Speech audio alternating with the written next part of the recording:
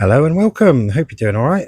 I am doing all good. It's had a nice bit of thundery showers this week, so everything's looking a bit more vibrant, and the kids have gone back to school. So it's always a good point of the year to kind of draw a line and reflect on what's worked and make plans for the winter and next year what sort of plants we need where and things like that. So short, medium, and long term is really short term is just I'll buy all my mulching stuff, and then what I'm going to do with it to go with the old wildflower motif and nature and all that sort of thing is when I do my mulch and mix it up, because I do my mulch is basically 1 part ericaceous, 2 parts mushroom compost, and then 3 parts horse manure, rotted horse manure, with a bit of fish blood and bone.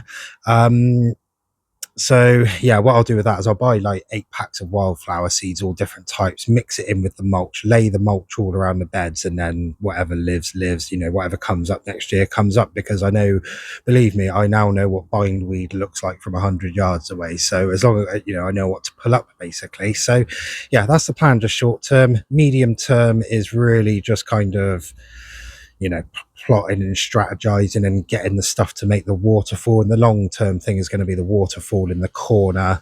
I'll probably buy the pump shortly, and all the gubbings that go with that, like the spillway and stuff like that.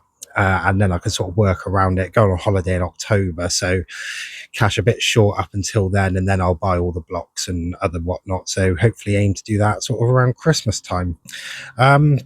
But yeah, so all we'll do now is we'll walk around and have a quick look at what we've got and what we need to move and what we've got to work with and things like that. So, yeah, the main gist is this centre bed here. It just needs to fill right out. It's almost a write off, in my opinion. Um, so yeah, we did have the bananas in there originally, but they were not evergreen and they die down, which completely defeats the purpose. And the purpose of it is if I move over here, when you're in the house, it's sort of okay. The pergola blocks those windows. And once we get some leaves over the top, it'll block out the roof as well. It's this kind of, as you walk out, like this here, where you can see those windows, it kind of all needs like covering basically with evergreen stuff. And the idea is that everything from the right and the center bed was going to really encroach in on you, so you almost have to crawl through a little bit to get into this wondrous jungle clearing with a hidden waterfall sort of thing. So I don't want to be able to see any of the waterfall from where we are now, when it's built. And then also likewise, if you're sat on the right there of that, looking at the climbing frame, I don't want to be able to see any of the climbing frame really. And then from here, same again, don't want to see any of the climbing frame, just maybe the bottom of the slide sticking out. So in fact, what I'll do is I'll take a picture, and then I'll give you a artist's rendition, and I use those words in the loosest sense of the word. So yeah, I'll take a photo and do that up now, just so you can get a rough idea of what I'm thinking. Now ideally, in an ideal world, it would be an 8-foot tree fern, a 4-foot tree fern, and a 1-foot tree fern, or something like that. But yeah, that's going to be the thick end of a grand. But the flip side of it is that with the Dixonias, they are good in respect of you buy them at the size you want them. So whereas that Fatsia over down the left of the climbing frame at the back, that's about 3 years old, 4 years old. So that one there is probably going to be 4 or 5 years before it reaches the size that I need it to, which is why it's important it gets in the ground ASAP. That buys me a bit of time to finish up everything else, and then by the time everything's done, it will be of a decent size to do what I need it to do. Now that's not to say that Fatsia is going to look any good. The leaves could go yellow and shrivel up. That'll be a failure. And like the Scheffler, because it gets direct light after 12 o'clock, if we have weather like we did this year, it's possibly going to burn off the new leaves. But as long as I can get it in there for a couple of years, I should be able to do everything then. And then if I have to buy some tree ferns, I have to buy them. Or I am getting withdrawal symptoms from not putting any fence posts in the ground for the last year. So my go-to all-in, safe plan B, or whatever you want to call it, is where the Fatsia is, put a small fence post in it, put a cross of wood at the top of it to mimic some branches, and then just grow a climber up, an evergreen climber. So that's an option. But also I've got a few other things I don't know whether those two clumps of bamboo at the back behind the bench there, I don't know whether maybe putting them on the corners of these two beds. So I've got that Lophosaurus, which we'll look at in a minute, which is dead, and then the one, or not dead, but isn't doing too well there. And then those ferns there on the corner of the centre bed. If that was bamboo there, would I be able to grow it out at all, or do something like that, something different maybe? But I'm open to suggestions. But yeah, so just something for me to ponder with going forward, really, on that. So yeah, let's have a whip round. So I want to use up sort of what I've got to work with, if you see what I mean. And like I said, we've got those two bits of bamboo you can see at the back there. I've got a Tetrapanax pup, which we'll go and see. Got a Norfolk Island pine up there, which isn't strictly hardy, but I want it to marry up with that Wollemi that's to the left of the bench, but put it down just to the right of the centre bed, sort of in front of the buddleia towards the patio, if that makes sense, to marry up with that Wollemi, because they're both of the same ilk, Araucarias, is that it? And then yeah, out the front I've got a Hedecaeum greenii, which is like a purple ginger lily. I've got a banana pup in case I want to use that, and I've got another clump of the bamboo out there as well, plus a few other bits that look a bit odd out there, because the front garden's beginning to look a bit like scrubland out there, the way the plants are going, because it's not very well. It's not very well water retaining, because it was a driveway where they went ridiculously deep down. But yeah, anyway, so let's just start down this end. We may as well with the good stuff. So around here, yeah, it's all doing really well. This one's about 80% done. I think the only bits I need to think about is just around the bottom of the Tetrapanax. In no rush to do that at the moment. It'd be nice to let the Tetrapanax get its roots down properly, because it fell over earlier on in the year, so I've staked it up. So probably just next year put some annuals in there, just some annual flowers. But otherwise, we're doing all right in there, really, I think. The bigger shame of the garden, in fact, is the fact that this fern at the back, which is a Terrace Ambrosa, is doing really well, but I can't see it. But I'm not going to move it because it's doing too well there, if you know what I mean. So that'll be a little sneak of the week, just for those with an eagle eye. So yeah, like there's not too bad. Cement down the coping stones and away we go. Before we head over here, we'll have a look at the passion flowers. They are going some. This white one, the Snow Queen? Passion flower Snow Queen, is really going some. We're getting more flowers than I ever had on it. They're quite nice and open. The bees are liking them.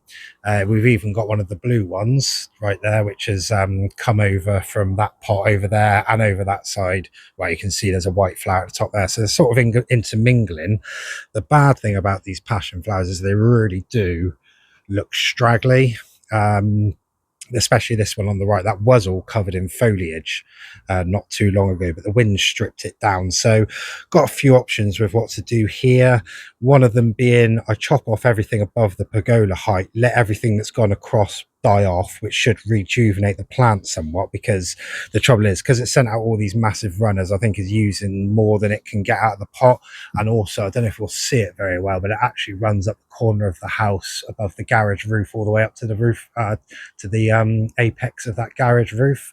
So, and all what it'll do is next year when it then goes, that'll all act as kind of like a scaffold for it to sit on and things like that, and make it a bit more easier for it to hang on to stuff. My other option is to just leave it as it is and see what happens next year. And the third option, which I might do, is the plants in and around them at the bottom haven't done particularly well, i.e. because they're ferns and it's full sun. So I'm thinking, I call it blue bindweed, but what's the annual climber you get that's really vigorous? I want to say morning glory, but I could just chuck a couple of them in there next year, and that'll climb up this bit and make it thicken it out a little bit. So a few little things for pondering there, but nothing major we need to worry about.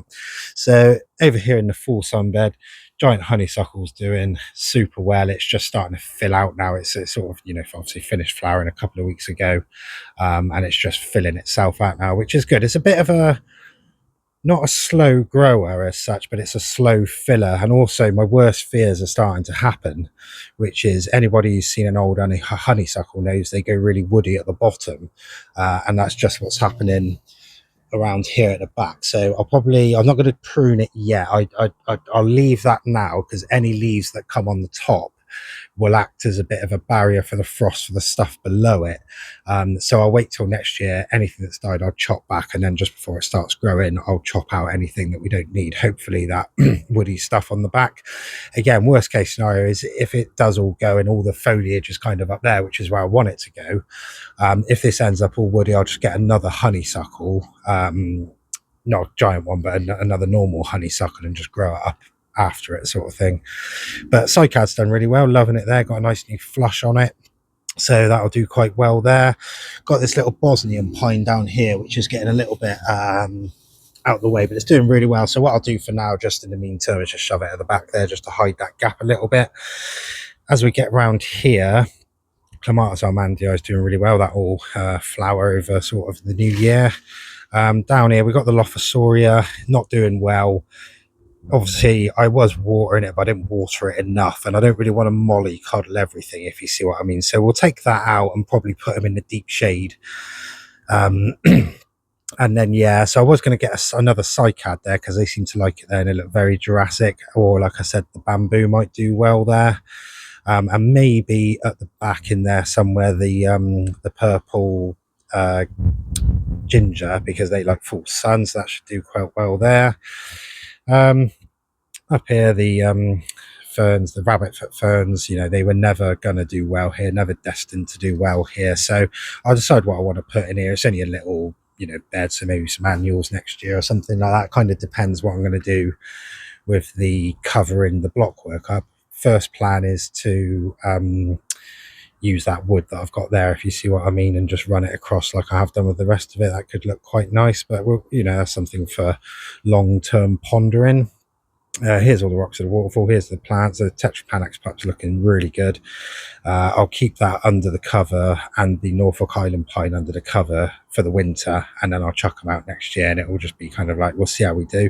Now, I wouldn't mind, I don't want to put the Tetrapanax in the centre bed because it's a bit windy and exposed, and obviously it's the sort of deciduous as well, if you like. But what I might be able to do is the Scheffler that's in the centre of here is not doing too well. It looks like it's taken a turn.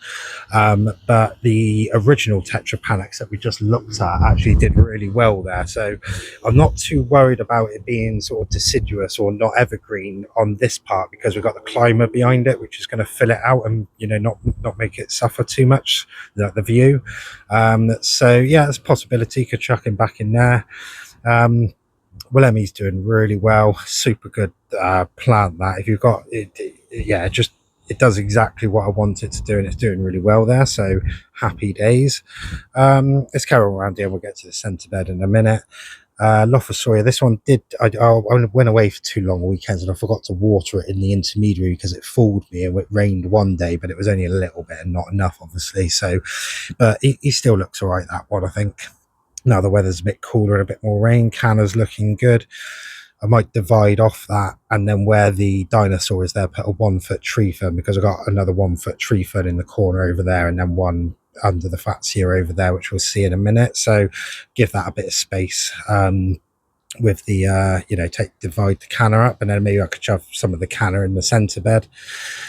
Over here, we're not doing too bad. The Blechnum chilense had a bit of a turn as well, as you can see down there, but it started throwing out some new fronds already, so he seems to be okay. This thing was really short flowered, actually. It had loads of flowers on it, and that sort of week it flowered, it was absolutely covered, but they did only last about a week. But I'm not complaining at that. It's the foliage on that which looks perfecto. This Scheffler, as soon as we had that thunderstorm the other day, this thing just looks completely different now. It looks absolutely spot on, so happy with that. He can stay there. This Cyathea is doing really well as opposed to the other ones. It's continually throwing out new fronds and all that, so he looks quite happy there. So yeah, this here, I've got that little Scheffler plant, which when this thing finally dies, this Fatsia, which was a bit of a sickly Fatsia to begin with, it's never been 100% healthy, that thing, so probably was just a matter of time before it's done what it's done. So I might put the Scheffler in there because it's so close to that one that it might do well, and then put the Lophosauria we just looked at in here somewhere. That might be a good little spot. Dixonia's doing well. That came with no fronds, and I put it in, when did I put it in? Last winter. So it sent out this lot this year, and hopefully next year it'll go from strength to strength. The little maiden hair fern's doing really well. Yeah, if you've got a dark little corner, then yeah, this stuff's really good. Adiantum venustum, Himalayan maiden hair fern. I just leave that out. It seems to be hardy as long as it doesn't get too cold. Fig tree, still undecided on it really. It does look good. It's the roots I'm worried about. It's not the plant itself, it's just the roots. But I suppose if I can find stuff that's gonna look good, and again, if it's got all wildflowers on it, it might not matter so much. And once this has got a bit of a filler up this side, it might be okay. This Cyathea only chucked up a couple of fronds this year, but it seems all right. You know, it's alive. I think it might have just been a bit too hot for it. That down there wasn't a Trata, but I think last Halloween one of the kids was playing hide and seek and stepped on the crown, and it's not recovered. So, but that's okay. I'm gonna, next year when the new flush on the Fatsia comes out, a lot of that will go and it'll be raised up, so I can have a good look at that. There's a Hydrangea Samanii under there as well, which is alive. It's not particularly thriving, but it doesn't really get any water there, and I guess, you know, hydrangea, water, they probably need a bit more water. So, you know, we'll see how we do with that. If he lives, he lives, if you want to say that. Fatsia's doing well. It did take a bit of a dig. The kid jumped off the climbing frame straight into it, snapped one of them. But otherwise, yeah, the fact I'm having to crawl through this space is exactly what I want to do with it, what I want the kids to do with it. And then here, there's that 1 foot tree fern just down in there, all this lot.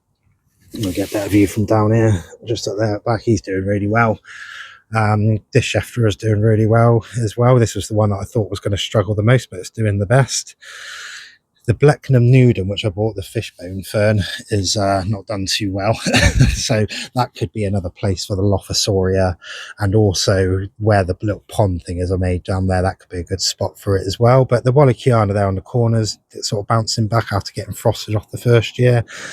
Big Cyathea still not sent out any new fronds, but not dead. So yeah, we'll just ignore that for a minute. This Hydrangea Samanii is starting to really take shape, and I really hope it covers this pole nice, just because it would be nice to have one of the poles covered well. And then round here, we'll see what this Fatsia spider's web's going to do next year. There's another maiden hair fern in there as well. And then, yeah, finally, we're kind of in this corner.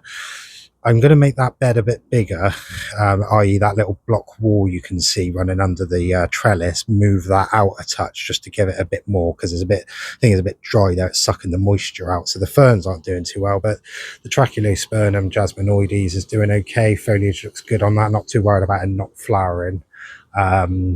So yeah, no, that's happy days. And then really the only other thing is, because we've been blocking off the step from the toddler, we've all been going up here, which has killed off a bit of the grass. So I'll see how that goes next year, and then I'll just cut some turf out and put it in there if I have to.